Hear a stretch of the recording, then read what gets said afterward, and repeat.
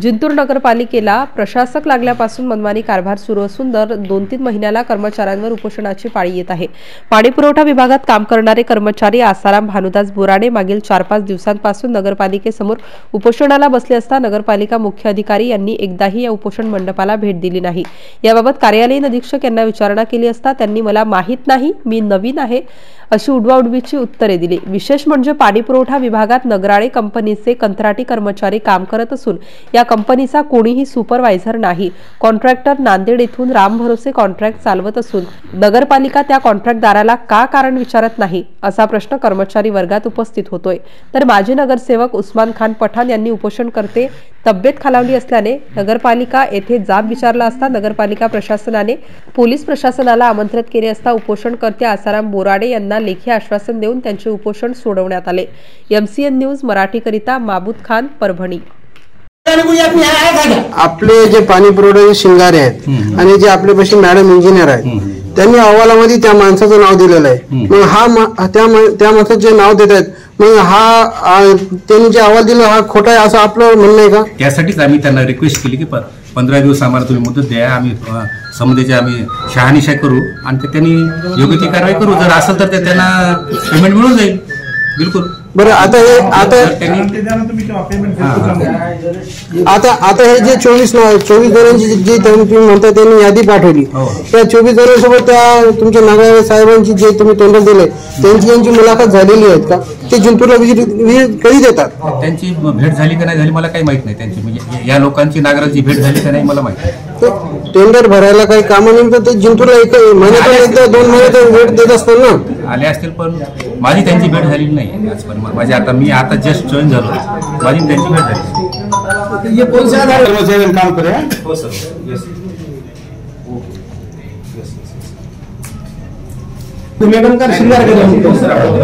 Sir आपल्याकडे नगरपालिकेचं कार्यालयीन अधीक्षक पद आहे आणि 5-6 दिवस झाले आपल्या नगरपालिकेसमोर एक कर्मचारी उपोषणाला बसले आहे, ज्याची सध्या तब्येत नाजूक झालेली आहे।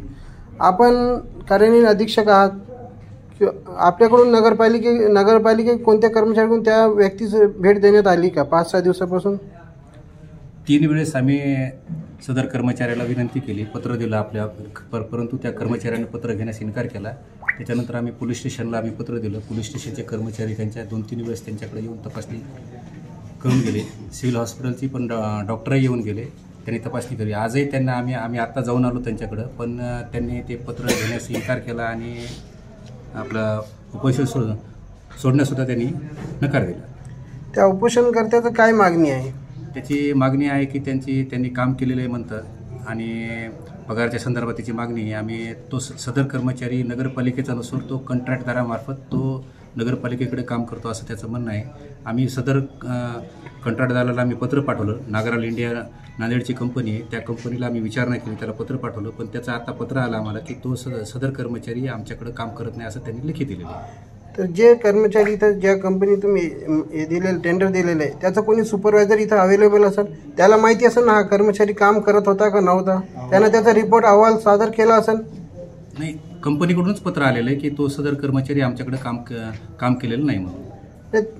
जे सुपरवायझर इथं होता हा, ते कोणता असो, नगरपालिकेचा असो किंवा प्रायव्हेट असो, त्यानं अहवाल तर सादर केला असेल ना? त्यानं किती माणसं त्याच्यापाशी काम आहेत यादी असेल ना? सुपरवायझरची काही माझं काही भेट नाही किंवा माझं बोलणं काही नाही झालं, पण आता जे पत्र आलं कंपनीकडून त्या कंपनीच्या पत्रामध्ये त्यांनी लिहिलेलं आहे की सदर कर्मचारी आमच्याकडे काम करत नाही म्हणून। मग आता जे उपोषणाला बसले त्याची जिम्मेदारी कोणापाशी? जिम्मेदारी म्हणून नाही, पण आम्ही त्यांना रिक्वेस्ट केली की आम्हाला तुम्ही 15 दिवस द्या, आम्ही सगळी चौकशी करून आम्ही तुमच्या वेतनाच्या संदर्भात काय योग्य ती आम्ही कारवाई करू। आता तुम्ही उपोषण मागे घ्या, 15 दिवसामध्ये आम्ही संबंधित कर्मचाऱ्याकडून अहवाल घेऊ। अहवाल आल्याच्यानंतर त्यांना 15 दिवसामध्ये जी काय योग्य कारवाई आपण करू। आपण सर दर महिन्याला 2 महिन्याला नगरपालिका कर्मचारी ते कंत्राटदार असो किंवा नगरपालिकेची परमनंट असो, दर महिन्याला उपोषणाची बाळी काय येते? कायम तर काय कर्मचाऱ्याचा काही प्रॉब्लेम नाही आहे, फक्त प्रॉब्लेम आहे आपला कंत्राटच्या संदर्भामध्ये। म्हणजे कंत्राटी कामगार जे आहेत त्या संदर्भामध्ये आहे, तर तो शिवसाहेबाबरोबर आम्ही आता चर्चा केली आहे. शिवसाहेब सोमवारी आमची त्यांनी मीटिंग बोलवली आहे सोमवारी. त्यात बोलवली नाही साहेबांनी बोलवली. साहेब इथे येतील किंवा मग आम्ही तिकडे जाऊया. ते आपण ठोस निर्णय काहीतरी होईल सोमवारी. तर तुम्ही असं जे ज्यांना टेंडर देतात तुम्ही त्यांच्यावर नगरपालिका असं काही नियम असतात ना की इतक्या तुम्ही जे लोक लावतायत त्यांचे पेमेंट व्हावे न व्हावेत असं म्हणता येणार नाही ना सर तुम्हाला की ते कंत्राटदार आहे म्हणून हातवरती करता येणार नाही ना. नाही आपण कंत्राटदाराला आपण 10 लोक लावायचे 20 लोक लावायचे आपल्या ऑफिसतर्फे आपण कारवाई आपला पत्र त्यांना देतो, ऑर्डर देतो आणि तो आम्ही डायरेक्ट एजन्सीला पेमेंट करतो. एजन्सी त्यांना पेमेंट करते. डायरेक्ट कंत्राटदाराला नगरपालिका मार्फत पेमेंट जात नाही. हो एजन्सीच्या मार्फत ते पेमेंट करतो. तर तुमचं पेमेंट कॅम्प्युटरमध्ये आणि एका माणसाला सांगते की लाईटला पाण्याच्या टाकीवर इचुकाड्यामध्ये एकच माणसाने ड्युटी करावं आणि याच्या जवळ 2 माणसं घेऊन कॅम्प्युटरवर ड्युटी लावतात एसी मध्ये.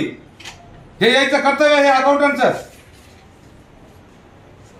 आणि पगारी विचारलं तर पगारी म्हणजे आमच्याकडे कामच नाही करते. आज त्या लेकराला तिथं त्याला खाय प्यायची अडचण आहे सगळी. त्याला मी मंडळी त्याची वारलेली आहे. तो तिथं लेकर बाळा घेऊन बसलेला आहे आणि त्याचं आता बी नगर परिषद मध्ये पैसे शिल्लक नाही म्हणून असं सांगते. अकाउंटंट दिले असं पैसे शिल्लक पैसा नगरपालिकेमध्ये पैसे वसुली करायला वसुली चाली कुठं दररोजची वसुली किती होती. त्यांनी काम केलं नाही आम्ही पैसे पगार काढत नाही असं सांगा. बिलं काढण्यासाठी वसुली करता काही फक्त बिलं काढण्यासाठी वॉटर सप्लायमध्ये 40,000ची वस्तू आणते आणि 1,40,000चं बिल आणून जमा करते. दर महिन्याला वॉटर सप्लायची मशीन मोटर बिघडती. दर महिन्याला ते नांदेडचे माणूस येऊन काम करते. नांदेड को वाल लिहून नांदेडला दुरुस्त करून आणते तर 90 टाकलं म्हणून बिल हजर करते तिथं. बघा जुने बिलांनी किती वाल दुरुस्त करून माझी जिम्मेदारी मी रोजंदारीचे पैसे देतो आणि खोदून पहा किती जुने बिल हे वाल आहेत. तातक बिलसाठी 1,20,000 रुपयाचं बिल काढतात. अलमाऱ्यासाठी 3 लाखाचं बिल काढतात. कोणत्या अलमाऱ्या आणल्या ऑफिसमध्ये 3 लाखाच्या अलमाऱ्याच्या ऑफिसमध्ये जागा बसायला राहणार नाही. याचं मनमानी बिल काढायचं. या बिलासाठी 1 तासामध्ये जमा होते शिवसाहेब अकाउंटंट आणि मॅडम बी 1 तासामध्ये नगरपालिकामध्ये सगळे जमा होते आणि महागाडी बिल निघतात सगळे. आणि कर्मचारी सगळे राहतात. परमनंट वाल्याची सुद्धा पगारी नाहीत.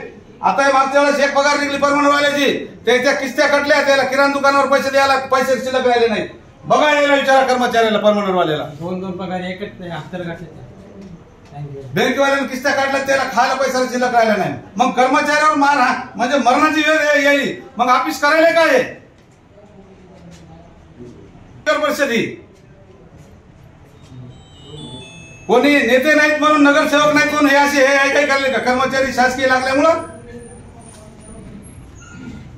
तुम्हाला जबाबदार कोणी बोलणारा राहिला नाही. तुमच्या मनानं बिला काढायचे म्हणजे एखादा डॉक्टरने फोन लावले की लगेच गाड्या जमा आणि बिल का आणलं सगळं झालं रेडी. मनमानी कारभार हे शासनानं कलेक्टर साहेबांना याच्यावर दखल घ्यायला पाहिजे आणि सगळे योग्य ते निर्णय घेऊन कायदेशीर कारवाई करायला पाहिजे. जितके दोषी आहेत त्याच्यावर